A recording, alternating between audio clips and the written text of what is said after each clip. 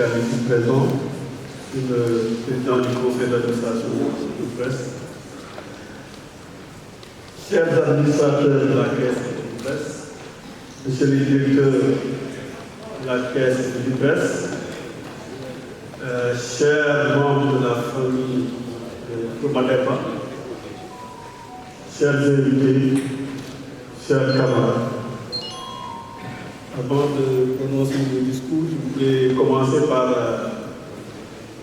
féliciter très chaleureusement, au nom du conseil d'administration de la Caisse, le comité d'organisation. Je pense qu'à la tête duquel on avait Papianou, mais confondre dans ces félicitations tous les membres de la commission. Le président Aléna est parti et il a joué un rôle important jusqu'à la veille de cette décision de sa vie. Nous présentons encore une fois nos condoléances et l'accompagnons dans sa douleur. Je pense qu'il y a Gouretiao, Moudi Diouf, Mortala, Cheikh Baké et toute la commission que la direction générale a dépêchée pour que nous puissions être là aujourd'hui. Et je n'oublierai pas la maîtresse de cérémonie. À chaque fois que le conseil d'administration a besoin d'aide, c'est ma Bissine. Donc je voudrais vraiment tous vous confondre au nom du conseil d'administration pour les félicitations et vos encouragements. Sans nous ne serions pas là aujourd'hui. Et cette cérémonie d'hommage, comme certains l'ont déjà dit, est l'une des premières et nous savons que les centrales syndicales suivront et d'autres suivront. Je pense que quelqu'un l'a dit tout à l'heure. Nous avons reçu il y a quelques semaines avec la camarade secrétaire générale la délégation de l'OTAN, l'organisation présidée. Mais cette organisation, au-delà d'elle, toutes les autres organisations syndicales africaines et mondiales nous cessent de continuer à envoyer des messages de condoléances et de remerciements à la famille de Feu de Bonnet-Masson. Donc, j'avais voulu vraiment insister sur cela parce que les gens qui ont été à la base de cette manifestation nous ont permis de donner une image de ce que c'est que la solidarité syndicale, une image de ce que c'est que rendre à quelqu'un, comme on dit dans la César. Je voudrais donc, en cette journée d'hommage, je vous prie d'accepter mes condoléances renouvelées pour le décès de Feu Bonnet-Masson, secrétaire général de l'UMSAS et ancien secrétaire général du SUDELEC et président du conseil d'administration de la Caisse de sécurité sociale. C'est une grande perte pour le mouvement syndical sénégalais, africain et mondial, pour l'on dit. Le camarade Bonnet-Masson a consacré sa vie, toute sa vie, on pourra dire, à la défense des droits des travailleurs et à la construction d'un système de sécurité sociale plus juste et inclusif pour le Sénégal. Il aura été, pour nous, l'un des plus grands animateurs du mouvement syndical autonome à la tête du SUDELEC et plus tard à la tête de l'UMSAS. C'est le lieu de saluer avec déférence ces combats victorieux contre les mesures d'agissement structurel, certains l'ont déjà dit, sous le dictat des institutions de l'autonomie. Et surtout, contre la privatisation du secteur de l'énergie et qui ne a pas de raison. Les pétitions ont été largement citées tout à l'heure par le prédécesseur. Son passage respectivement à la tête du conseil d'administration de l'IPRES et de la Caisse de sécurité sociale lui ont permis de renforcer l'autonomie de gestion et la prise en charge résolument des préoccupations des allocataires et des rentiers qui sont une partie des bénéficiaires des acteurs de la Caisse de sécurité sociale. Il laisse derrière lui un héritage important et un exemple de leader syndical, visionnaire et dévoué. Je pense que c'est beaucoup l'on parle. Sa pertinence, sa générosité font de lui une référence pour la jeune génération de syndicalistes. Je pense que nous l'avons répété sans cesse. Il n'a jamais accepté la compromission. Moi, j'ai retenu de lui, quand nous partions en 96, 94, 95, à l'ancienne SONES contre la privatisation du secteur de l'eau, il a toujours dit non à la privatisation. Et même le protocole d'accord qui a consacré avec l'Assemblée nationale la privatisation partielle de la SONES, il n'a jamais voulu signer ce protocole d'accord. Donc, je pense que, comme tout le monde l'a dit, c'était un autre refus de l'inacceptable. Aux camarades, au nom de l'ensemble des administrateurs de la Caisse, de la direction et de tous les travailleurs, je m'incline pieusement devant sa main. Je propose également, Mouri a parlé d'une demande, moi je propose qu'une agence de la Caisse de sécurité sociale puisse porter le nom de feu Madame Sock. Nous allons, avec la tutelle ou les tutelles, travailler à magnifier cette partie, cette dernière étape, en tout cas, cette étape importante de l'hommage que nous avons. Je souhaite que son œuvre soit poursuivie, car son souvenir restera gravé dans la mémoire du peuple sénégalais. Également, au nom du bureau confédéral de la CSA, je vais l'honneur de diriger. Je voudrais magnifier le partenariat sincère, cordial, qui a toujours existé et bien entretenu entre Mme Sock et tous les dirigeants qui sont succédés à la tête de la Confédération. Et je pense que je suis le troisième à avoir partagé ce champ social. Et depuis, nous avons essayé de vivifier ce partenariat.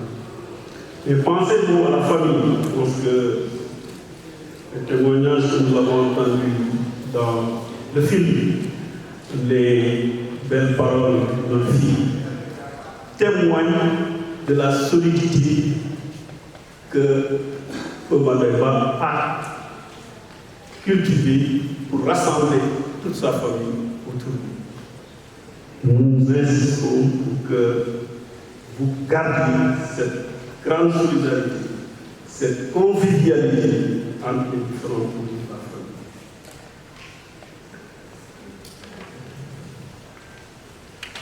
J'appelle également à la tête duquel la camarade et chez Yvette, les camarades de l'UNSAS à œuvrer au renforcement de l'unité, de la solidarité, afin que le legs important que Madeba soit présent. Je prie le repos de la éternelle de notre histoire. Lors de ces funérailles, je lui ai expliqué que feu Madame Sock était l'épouse de Matou, qui est une amie de ma grande soeur. Elles étaient, je pense, 4. Matou, Aïda Touré, la grande sœur de Madame Aminata Touré, ma grande sœur, Madame Zalé, Anne-Marie, pharmacienne qui est décédée, qui nous a quittés, et une dame qui est pharmacienne, qui a sa pharmacie à Paris, Marine Ndiaye. Elle s'accompagnait, elle venait ensemble à la maison et repartait. Le temps de la Sénélec, que mon époux Mamadou Ndiaye était le DRH de la Sénélec, et quand il ne voulait pas manger, je savais qu'il y avait un problème à la Sénélec. Et souvent, il me taquinait, lorsque les réunions étaient très tardives, Il appelait à la maison pour dire ça y est, je l'ai libéré. Donc ça veut dire que quelque part j'étais dans un environnement des travailleurs. Et c'est ce qui m'a, peut-être que c'est ce qui m'a marqué pour que, avec les fonctions, nous ayons encore approfondi cette connaissance de l'homme, avec beaucoup d'entre eux qui sont là aujourd'hui. Monsieur le directeur général du travail, de la sécurité sociale, Monsieur le président du conseil d'administration de la caisse de sécurité sociale, Monsieur le président du conseil d'administration et du presse, Monsieur le président ou le représentant de Confédération d'employeurs, je vois M. Pino Alidiran. Je joins ma voix à celle de M. Fabera Madalo, je reviendrai là-dessus, pour te présenter les condoléances. Je l'ai déjà fait, mais l'événement qui nous réunit aujourd'hui est un événement très très marquant sur le cours de la vie. Ta présence ici dénote ta foi, comme celle d'autres personnes. Monsieur le secrétaire général de Centrale syndicale des travailleurs, Madame le secrétaire général ou la secrétaire générale, il faudra que tu me dises ce que tu préfères, le secrétaire général de l'Union nationale des syndicats autonomes du Sénégal, Monsieur le président du comité d'organisation, chers membres de la famille, notre famille, arrachés à notre affection dans la nuit du vendredi 14 au samedi 15 2024, Feu Madame Sock a été un militant passionné de la promotion de la justice sociale. Je voudrais un peu m'arrêter également sur cette date.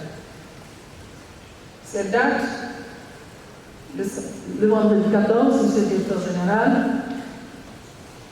marquait la fin des travaux de la Conférence internationale du travail. Comme je l'ai dit pour certains, c'est comme s'il avait choisi son jour.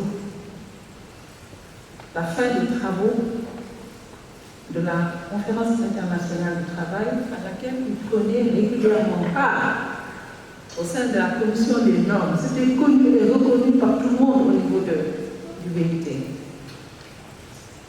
Et il nous a quittés.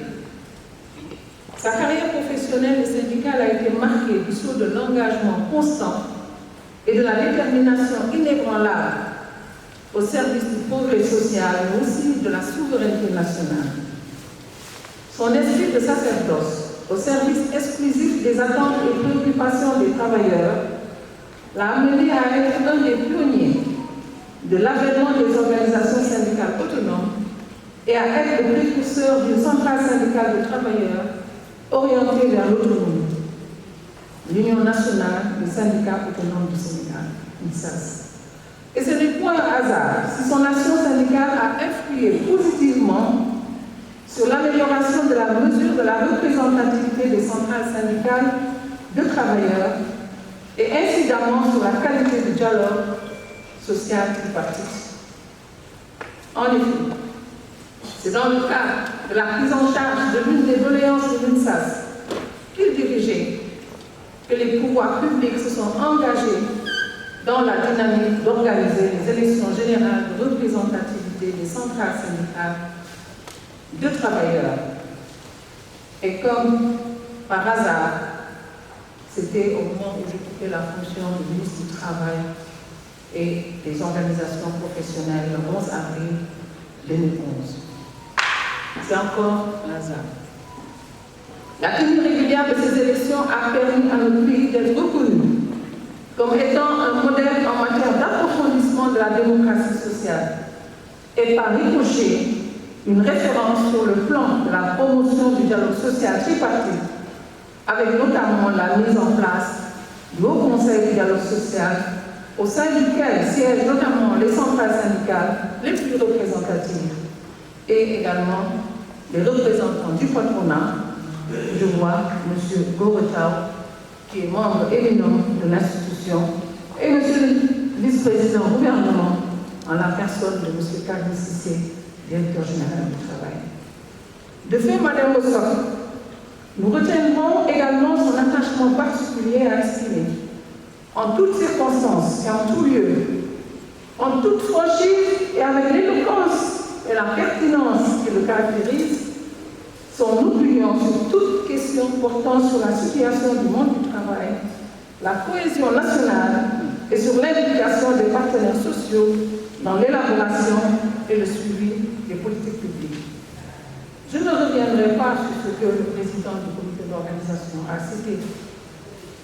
Et il est bon que ce livre blanc, que ce que vous avez consigné dans ce document soit traité comme un livre blanc qui puisse permettre que les générations futures puissent mieux appréhender l'héritage de M. Madame Ossok. Quoi de plus naturel que le Haut Conseil du dialogue social se joigne à cet hommage posthume qui lui est consacré. Je tiens donc à féliciter les autorités de la Caisse de sécurité sociale pour avoir été la première institution à avoir tenu à rendre hommage à feu Mme Ossok. Monsieur le Président du Conseil, nous vous félicitons ainsi que tous les membres du Conseil qui ont pris cette initiative. D'autres institutions vont certainement vous emboîter le pas en raison de l'envergure de ministre disparu. Pourquoi pas le Haut Conseil du dialogue social? Au nom des membres du Haut Conseil et en mon nom propre, je renouvelle les condoléances et je m'incline encore une fois devant sa mémoire et devant également celle de tous ceux qui nous ont précédés et qui ont marqué la marche du dialogue social au Sénégal. Nous venons de le faire avant-hier avec M. Charles Faye. Qu'il repose en paix. Je réitère donc mes condoléances les plus attristées à sa famille biologique, à sa famille professionnelle, à tous les acteurs du monde du travail. Je vous exhorte aussi toutes et tous à renouveler nos invocations auprès de Dieu pour que notre regretté défunt soit accueilli au paradis, ainsi que tous ces proches que nous avons perdus. J'ai perdu il y a quelques jours mon grand frère, le colonel Dac, et beaucoup m'ont présenté les condoléances en ce sens. Je vous remercie. Nous allons faire un communiqué de remerciement pour eux, parce que c'est important de sentir le soutien des uns et des autres. Et M. Tino également a subi une perte au moment où je l'attendais chez moi. Où il m'a envoyé un message pour dire j'arrive, sa fille est décédée. Ça veut dire que la vie, elle est dure. Il n'y a que les prières, la foi. Je suis le président du conseil d'administration de la sécurité sociale, mesdames et messieurs les administrateurs, le livre de la sécurité sociale,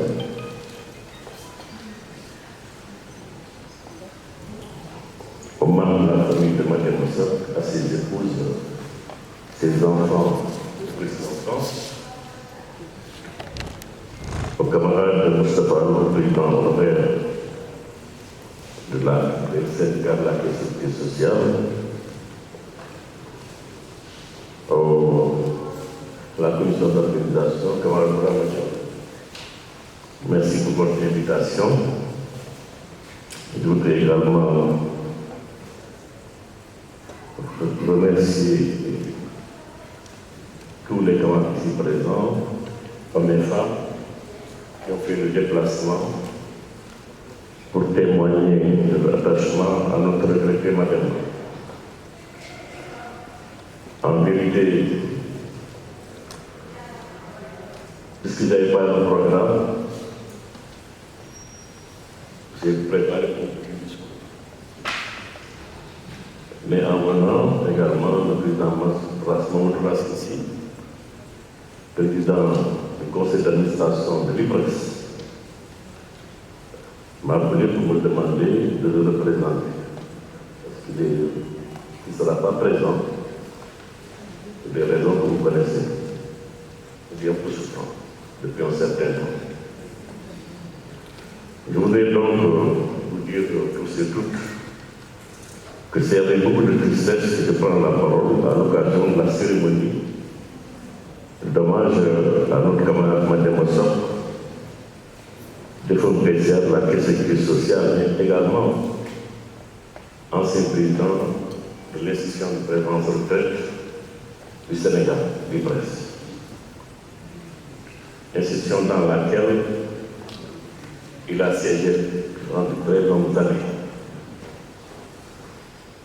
Triste parce que nous avons perdu un grand leader syndicaliste de dimension internationale. Quelqu'un qui a pris au compris que la fonction syndicale est un sacerdoce. Un camarade engagé et passionné pour la justice sociale.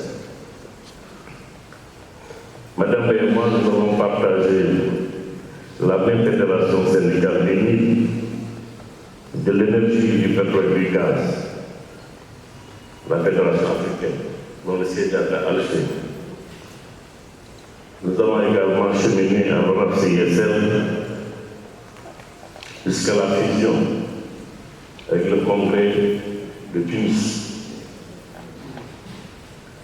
pour créer la CICI Afrique. Et enfin, nous sommes retrouvés à la CICI. Thomas Demba ne vivait que pour le syndicalisme. Il n'était dans son élément que pendant la prise en charge des revendications des travailleurs pour donner conditions de vie et de travail. Pendant près de 3 décennies, il a participé à toutes les luttes pour l'émancipation des travailleuses et des travailleurs au Sénégal et en Afrique. Ici, comme vous le savez, les conquêtes sociales pour les travailleurs à travers les luttes menées par l'intersyndicale. Et aujourd'hui, avec la coalition des confédérations syndicales sénégalaises, dans laquelle nous avons partagé les mêmes points de vue pour un syndicalisme de conquête jusqu'à son rappel à Dieu le 14 juin 2024, juste après la fin de la conférence internationale du travail. Certains l'ont dit, Mademba à la conférence était reconnu pour être présent à la commission des normes. Cela vient avant mon avènement comme secrétaire général. Comme vous le savez, selon les normes, le délégué titulaire au BIT s'inscrivait souvent à la commission des normes. Madame Ganton l'accompagnait, il était à la commission des normes, mais Madame Bakou était son suppléant. Et quand moi je suis venu, j'ai remplacé Madame Diop, puisque moi je vous ai raconté tout à l'heure dans le film. Nous sommes connus avant le mouvement syndical. Nous sommes de la même génération. Il est mon aîné de 3 mois. Il y a eu un moment moyen. Il est dans le mal. Et vous le voyez dans l'image d'ailleurs. Lors de notre rencontre au palais de la République, après la rencontre avec le président de la République, on devait s'adresser à la presse. Il était dans, comme vous le savez, il était malade. Mais Mademba a lutté avec sa maladie pendant plusieurs années. Il a ce premier fait jusqu'à la fin, c'est son caractère. Que le côté où le plus bon homme, mon regard, mon modèle. Mais il voulait, il n'a jamais flanché. Quand les gens disent, maintenant il grand, pas le mort. Il devait parler, il a parlé en notre nom, il a bien parlé, comme vous l'avez vu. Et à la commission des normes, quelqu'un l'a dit, il s'est fait son nom au pays, par son courage, par sa pertinence et son éloquence. À chaque fois que des cas sont posés, pour des cas africains, il a été désigné par ses pairs pour être un des porte-parole de l'Afrique. Et il a brillamment réussi. Il a été une fierté non seulement pour nous syndicalistes sénégalais, mais pour les syndicalistes africains. Je l'ai côtoyé le mandat pendant plus de 25 ans et partagé avec lui des souvenirs de nos longues négociations contre la réduction des salaires, pas mon salaire, la dévaluation du franc CFA. Je n'étais pas secrétaire général, mais j'étais là. Et on se connaissait. Et j'assistais également aux négociations. Touche pas à mon salaire, nous avons aussi partagé des moments de gloire, des moments de tristesse, des moments où seule l'unité et le courage pouvaient nous sortir de l'impasse et de l'incertitude. Et j'ai pu mesurer son haut degré d'engagement pour la classe ouvrière sénégalaise et africaine et mondiale. Mademba a consacré toute sa vie au mouvement syndical. Il n'avait pas de demi-mesure. Dites-le moi, de manière. Quand il prend sa position, préparez-vous. Il va donner toutes les armes conventionnelles à sa disposition. Nous n'étions toujours pas d'accord sur certains points. Mais il avait la grandeur de transcender nos divergences pour permettre de nous retrouver autour de l'essentiel. C'est-à-dire le bonheur des travailleurs et des travailleurs sénégalais et africains. Nous avons été ensemble dans les institutions de prévoyance sociale. Et comme on m'a demandé de le rappeler encore, il l'a dit déjà dans son discours, dans son témoignage, ce président raciste, pour dire qu'au sein de ces institutions, Mademba a toujours œuvré et lutté franchement pour la bonne gouvernance des institutions de prévoyance sociale, aussi bien dans le conseil d'administration de l'IPRES que dans le conseil d'administration de la sécurité sociale. Il n'a jamais tranché ce point. Il n'a jamais négocié, il n'a jamais triché. Il a été toujours honnête pour défendre ses convictions. Ça également, je pense que nous avons l'honnêteté, nous avons le devoir de le dire devant ses enfants, devant ses épouses et devant ses femmes.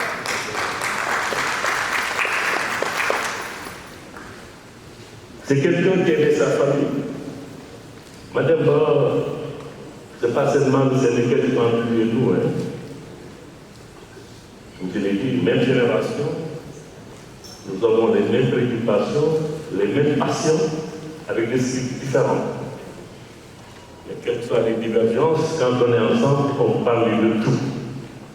Et quand il y avait des enjeux, que ça soit lui ou moi, on n'hésitait pas à s'appeler pour essayer de nous rencontrer, pour prendre le café ensemble, le thé ensemble, et échanger sur les défis majeurs du mouvement syndical sénégalais. Nous l'avons fait à plusieurs reprises. Que ce soit pour protéger les institutions de prévoyance sociale sur des questions importantes, que ce soit sur d'autres questions.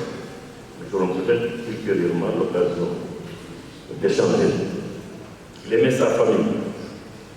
C'est quelqu'un qui était fier de nous, les enfants. Il aimait parler de ses enfants. Il se m'adore.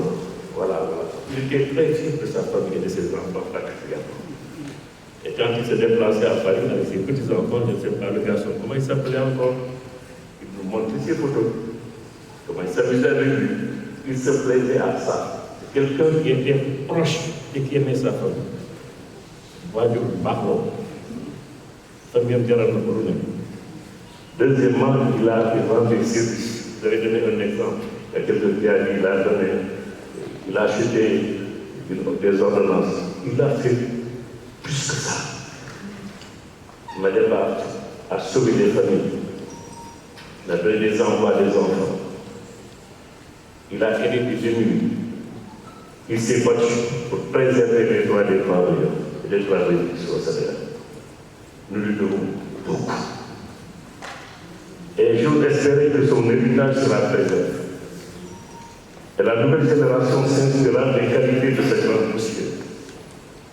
qui a tout donné à la classe ouvrière sénégalaise et africaine. C'est un grand monsieur, toujours bien habillé, très correct, éloquent, toujours, vous l'avez répété, non le mot mais cette apparence montrait au fond de lui-même qu'il était intransigeant sur le droit des femmes et des femmes.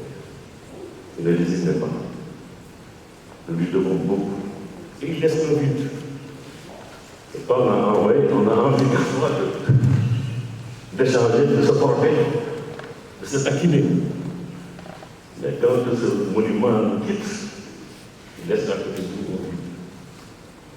Et prions pour lui. Pour que Dieu, dans sa miséricorde,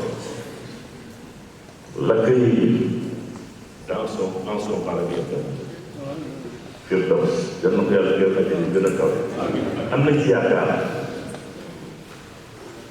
Ma tante, avant de décéder, on s'est parlé.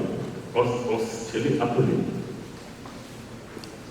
le 11 juin, avant de quitter Dakar. J'avais pris par le jour. Je l'ai appelé 3 fois. Ensuite, je l'ai appelé pas pour la maison. Après, je lui ai envoyé un message pour lui dire ce que je vais lui dire. Pas besoin de le relater ici. Mais je peux vous dire également que les institutions, la caisse de sécurité sociale, l'IPRES, en tout cas, en ce que nous concerne l'IPRES, avec son président, le membre du conseil d'administration, durant cette épreuve, sa maladie, nous l'avons accompagné. Nous avons accompagné ce camarade qui le méritait, parce qu'il a tout donné. En tout cas, moi, son décès m'a un peu perturbé. Parce que quand on s'est quitté à la présidence, je ne pensais pas qu'il allait nous quitter ici. En tout cas, c'était une perte terrible qui m'a un peu perturbé. J'étais à Genève. Et Dieu a fait que moi je suis revenu le 19, dans l'avion du 19 au soir, pour assister à l'enterrement. Encore une fois, nous réitérons nos condoléances à tout ça, Dieu aussi, ses épouses, ses enfants. Je peux y aller, man, dama koy